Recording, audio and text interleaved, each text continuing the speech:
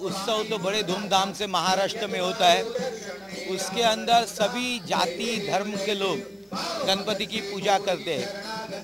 हर society में गणपति लाया जाता है। इसी प्रकार से सभी धर्म के लोग भी गणपति को मानते हैं। उसी प्रकार से गोकुलधाम सांस्कृतिक समिति के माध्यम से हर साल की तरह ये साल भी उन लोग ने गणपति लाया है और बड़े धूमधाम से वो गणपति मना रहे हैं। मेरी भगवान को कामना है कि इस मंडल के सभी पदाधिकारी को सुख समृद्धि और आरोग्य दे भगवान को यही प्रार्थना करूंगा मैं। सभी धर्म के लोग यहाँ रहते हैं तो सुख शांति से रहे, गणपति बापा की पूजा और उत्सव धूमधाम से करे। और मैं ये चाहूँगा कि जिस तरह से देश में बदल हुआ है उसी प्रकार से महाराष्ट्र में बदल होके सभी समाज के लोगों को अच्छा सेवा देने का मौका शिवसेना भाजपा युति के मिले, इसी प्रकार की मैं प्रार्थना करता हूँ। तैयारी तो मेरी तो 365 दिन साल में मैं काम करता हूँ। जो प्रॉब्लम थी इस एरिया के सभी परिपूर्ण करने की मैंने कोशिश की है। यहाँ आदिवासी विभाग ज़्यादा होने के कारण 27 पहाड़े हैं और ये 27 पहाड़ों के अंदर पानी लाने का जो इतने 67 साल हो गए हमें स्वतंत्रता पाने के बाद पानी नहीं था, वो पानी लाया। इलेक्ट्रिसिटी नहीं थी, इलेक्ट्रिसिटी लाई। सबसे अच्छा 82 से जो टोल लेते थे वो टोल नाका भी मैंने बंद करवा दिया। अभी रोड का काम चालू है तो जो लोगों को चाहिए वो देने का मैंने पूरी कोशिश कर दिया है और उसमें कामयाब हो गया हूँ।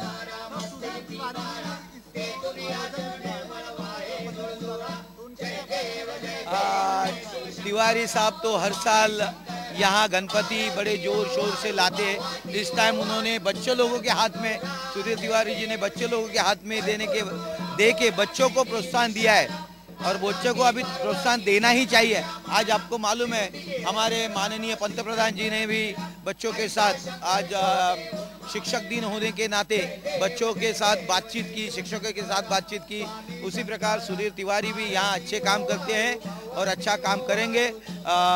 भगवान उनको सुख समृद्धि और आनंद दे। की बात नहीं है, मुझे लगता है पूरे महाराष्ट्र में हमारे एमएलए जैसा कोई एमएलए हो ही नहीं सकता है। जितना इन्होंने हमारे एरिया के लिए, रोड के लिए, आरे का जैसे टोल टैक्स 22 साल से था उसको निकाला और हर दुख तकलीफ का ऐसे एमएलए हमारे जो नॉक ऑन द डोर है, यानी कि मतलब नॉक करो हमारे एमएलए हाजिर रहते हैं और कुछ भी दुख तकलीफ दिन रात कभी इमीडिएट भाग करके आते, पूरा टीम इनका आकर के हम लोग को मदद करता है। पूरा हिंदुस्तान हमारा अगर आज़ादी के बाद अब तक चल रहा है या उससे पहले भी चल रहा है तो मैं समझता हूँ उसमें सबसे बड़ा हाथ आस्था का है। हमारा देश इतनी विविधता में भरा हुआ है, इतने विषमताओं में भरा हुआ है। कभी कभी कहता हूँ कि द्वापर युग से ज़्यादा, हस्तिनापुर से भी ज़्यादा कठिन राजनीति आज की हो गई है, विषम हो गई है। शकुनी और काइयाँ हो गए, दुर्योधन और दुष्ट हो गए। पर अगर कोई चीज़ हमारे देश को संभाल के रखी है तो कहीं ना कहीं मैं समझता हूँ आस्था है। गणपति की हो या साईं बाबा की हो या वैष्णो देवी की हो, किसी भी तरह की आप कृष्ण की कहो, ये मैं अच्छा भी बोलता हूँ और समहाउ मैं कहता हूँ कि यही है जो आपको जोड़ के रह रहा है।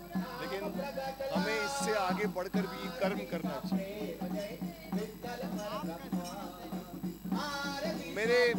मैं देखिए मैं मंदिरों में कम जाता हूँ। इन्होंने मुझसे कहा कि 24 साल से ये मना रहे हैं। हमारे यहाँ पर फैक्ट्री है गोरेगांव में, हमने भाई साहब ने 25 साल तक रखा था। अभी पिछले साल ही 2 साल पहले ही हमने बंद किया। तो हमारे यहाँ भी ये गणपति रखा जाता था, फिर जाके उसको यहाँ पर तालाब में डाल के आते थे।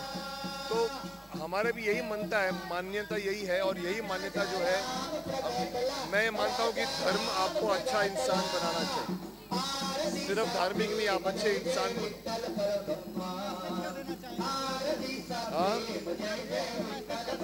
मैसेज मैं यही देना चाहूँगा कि आप धार्मिक बनो, लेकिन धर्म आपको अगर अच्छा इंसान नहीं बनाता तो आप धार्मिक नहीं।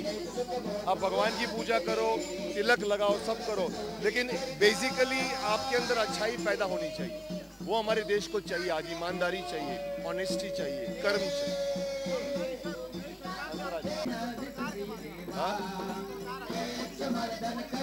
मोदी सरकार देखिए मैंने आज से 10 साल पहले कहा था कि गुजरात में एक शक्तिमान है जिसका नाम है नरेंद्र मोदी। जब वो सिर्फ सीएम थे, मैंने उनके तीनों राज तिलक में मैं वहाँ गया हूँ। मुझे उस आदमी में दम लगा था उस वक्त भी, और आज भी मुझे लगता है कि रियल मायने में शक्तिमान हमारे यहाँ पर एक आया है।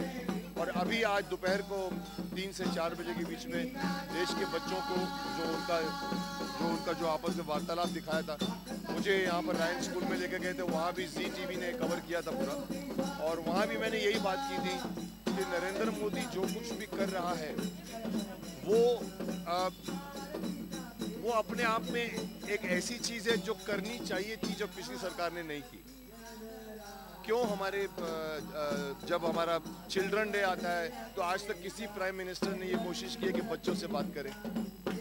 आज टीचर डे है, किसी ने कोशिश की है बच्चों के साथ बात करें। लाल किले के मैदान में खड़े होकर आप बात करते हैं कि हम पाकिस्तान की ऐसी की तैसी कर देंगे, हम न्यूक्लियर पावर में ये कर देंगे। किसी ने वहाँ पर खड़े होकर शौचालयों की बात की, किसी ने बुलेट प्रूफ हटा के सामने बात की।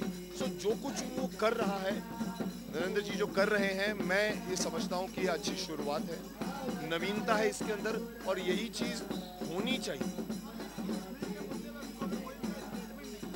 देखिए, हर मुद्दा 1 घंटे में या 3 घंटे में सॉल्व नहीं होता। कश्मीर के मुद्दे में आते ही उसने एक जो बात कही थी नरेंद्र जी ने, अगर वो सही कर देता है तो वो सुपर हीरो बन जाएगा।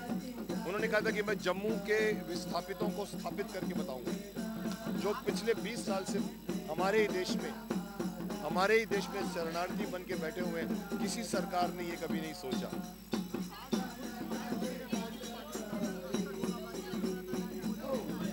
देखिए, बहुत ही गलत है, और मैं तो समझता हूँ इलेक्शन के पहले भी उन्होंने कहा था कि जिस जबान में वो बात कर रहे हैं हम उसी जबान में बात करेंगे, हम उनका जवाब उसी जबान में देंगे जो वो समझते हैं। तो अभी मैं नहीं समझता हूँ कि उनके स्टांस में कोई फर्क आया। आज भी वो वही कर रहे हैं और करना चाहते हैं। लेकिन आप देखिए, धीरे धीरे उनका मुद्दा देखिए, जापान से दोस्ती बना ली उन्होंने। एक झटके में आपने एक ऐसा माहौल तैयार कर दिया। आप भूटान गए, भूटान से दोस्ती बना के आ गए। आप धीरे धीरे अपने इर्द गिर्द के अगर पड़ोसियों को इकट्ठा कर लोगे तो हमारा ये एशिया का जो साउथ एशिया है, ये अपने आप में एक बहुत बड़ा पावर होगा, जिसे अमेरिका ने भी महसूस किया, जिसे लंदन भी महसूस कर रहा है। ये जो कुछ भी कर रहा है किसने किया आज बताओ आज तक? तो हम क्यों क्रिटिसाइज करते हैं? क्यों मुझे ये सुनने में मिल रहा है कि आज लोगों ने अपोजिशन किया है कि नरेंद्र मोदी हर स्कूल में ज़बरदस्ती नहीं कर सकता। अरे भाई, क्यों नहीं कर सकता? वो कोई बीजेपी के बड़े या हिंदुत्व के बड़े नहीं है, वो हमारे देश के प्रधानमंत्री हैं। और प्रधानमंत्री अगर कहता है मुझे बच्चों से बात करना है तो किसी को कोई हक नहीं है बोलने का। ऑन द कॉन्ट्री वो सही कर रहा है। हमारे यहाँ अपोजिशन के लिए होती है, देश के लिए नहीं होती।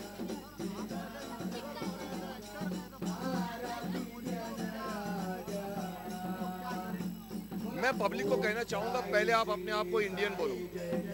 आप ना मद्रासी है, ना आप सिंधी है, ना आप मारवाड़ी है, ना आप पंजाबी है, ना हरियाणवी है। अगर कोई आपसे पूछे आप कौन है तो कहो हम भारतीय हैं, चाहे वो हिंदू हो चाहे मुस्लिम हो। हमें इस देश में रहकर भीष्म पितामह से सीखना चाहिए, जिन्होंने जिंदगी भर यहाँ नहीं बैठे, यहाँ बैठकर अपने हस्तिनापुर की रक्षा की। आप मुस्लिम हैं तो भी आप इंडियन हैं, आप हिंदू हैं तो भी इंडियन हैं। अगर आप इंडियन रहकर हिंदुस्तान की बात नहीं करते, या आप मुस्लिम बनकर हिंदुस्तान की बात नहीं करते, तो आप गद्दार हैं। मेरे लिए कोई मायने नहीं रखता। धर्म के ऊपर देश। तो मैं हर नागरिक से कहूँगा, पहले हमारे यहाँ पर ईमानदारी खत्म हो गई है, नागरिकता खत्म हो गई है, देशभक्ति खत्म हो गई है। हम बिजनेसमैन बन गए। तो मैं उनसे कहना चाहूँगा, शक्तिमान बनो, क्योंकि देश में शक्तिमानों की आवश्यकता है। मैन ऑफ एक्शन चाहिए और ईमानदार बनो।